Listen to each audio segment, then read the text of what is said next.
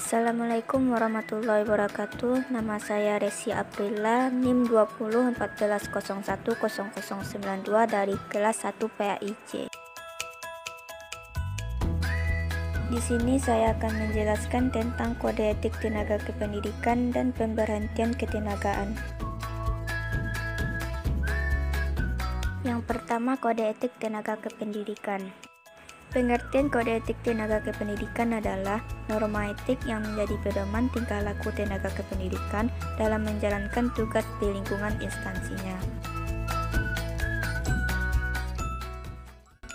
Selanjutnya, kode etik pribadi tenaga kependidikan.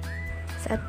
Tenaga kependidikan beriman dan bertakwa kepada Tuhan Yang Maha Esa, menjunjung tinggi hukum berdasarkan Pancasila dan Undang-Undang Dasar 1945. Yang kedua, menjunjung tinggi nilai kebenaran, kejujuran, kemanusiaan, dan keadilan. Yang ketiga, melaksanakan tugas dengan penuh tanggung jawab sesuai dengan rincian pekerjaan.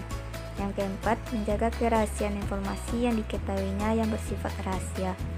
Yang kelima, memberikan keteladanan etos kerja kepada peserta didik dalam menjalankan tugas. Yang keenam, menjaga kehormatan diri dengan berkata dan bertindak tidak melanggar norma susila, kesopanan dan kepatutan dalam masyarakat dan dalam berorganisasi.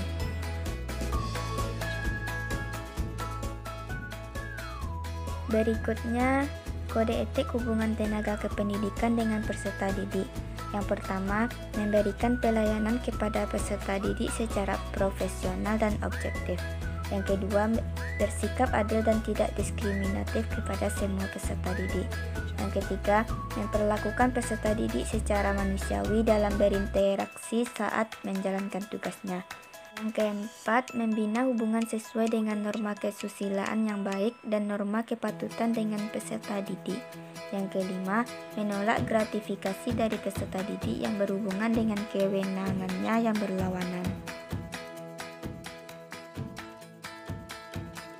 Selanjutnya, kode etik hubungan tenaga kependidikan dengan masyarakat. 1. Membina hubungan sesuai dengan norma kesusilaan yang baik dan norma kepatutan dengan masyarakat. Yang kedua, menolak gratifikasi dari siapapun yang berhubungan dengan kewenangannya dan berlawanan dengan kewajiban yang diembannya dalam melaksanakan tugas. 3. Menjalin komunikasi dan kerjasama yang harmonis, efektif, dan efisien dengan masyarakat untuk memajukan dan mengembangkan pendidikan. Selanjutnya, kode etik hubungan tenaga kependidikan dengan orang tua peserta didik.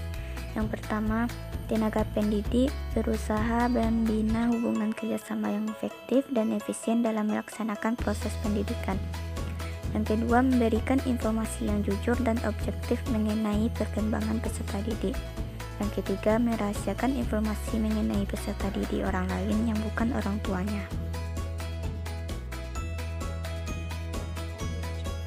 Kode etik hubungan tenaga pendidikan dengan rekan sejawat. Yang pertama, memelihara dan meningkatkan prestasi dan reputasi sekolah. Kedua, mampu memotivasi diri dan rekan sejawat secara aktif dan kreatif dalam melaksanakan proses pendidikan. Yang ketiga, mampu menciptakan suasana sekolah yang konduktif dan kekeluargaan di dalam dan di luar sekolah. Selanjutnya, larangan bagi tenaga kependidikan. Yang pertama, menjual buku pelajaran, seragam atau bahan pakaian sekolah atau perangkat sekolah lainnya secara langsung maupun tidak langsung kepada peserta didik. Yang kedua, melakukan pelanggaran susila dan bentuk perkataan, tulisan, gambar ataupun tindakan. Yang ketiga, bertindak sewenang-wenang dan tidak adil baik terhadap peserta didik dan teman sejawat dalam melaksanakan tugas.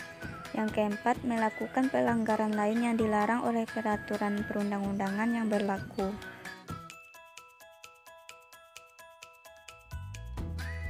Yang kedua, pemberhentian ketenagaan. Pemberhentian ketenagaan terbagi dua. Yang pertama, pemberhentian dengan hormat. Yang kedua, pemberhentian tidak dengan hormat. Pemberhentian dengan hormat dilakukan karena yang pertama, permohonan sendiri, yang kedua, meninggal dunia, yang ketiga, mencapai batas usia pensiun. Sedangkan pemberhentian tidak dengan hormat dilakukan karena yang pertama, hukuman jabatan, Yang kedua, akibat pidana penjara berdasarkan keputusan pengadilan yang telah mempunyai kekuatan hukum tetap. Selain itu, pemberhentian juga dapat dilakukan karena yang pertama, pemberhentian atas permintaan sendiri. Yang kedua, pemberhentian karena mencapai batas usia pensiun. Yang ketiga, pemberhentian karena adanya penyederhanaan organisasi.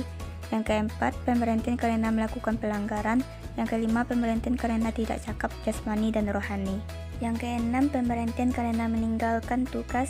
Yang ketujuh, pemberhentian karena meninggal dunia atau hilang.